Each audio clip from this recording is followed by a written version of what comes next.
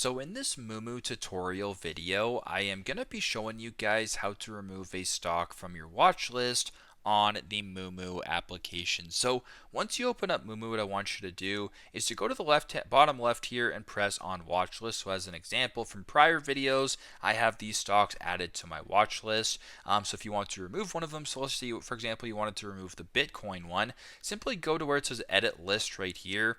Right beside add a symbol, press on edit list. Then on this screen, go to where it says, so for in this case, Bitcoin, BTC, I'll press on this right there to get it checked. Then at the bottom where it says remove, if you simply press on remove like that and then confirm, you have now removed it from your watch list. So if you go to the top and press on done, your watch list is now 4 stocks in this case instead of 5 like it was before. So very simple, very straightforward. This is how to remove a stock from your watch list on the Moomoo application. Thanks again for watching, and I hope this video helps.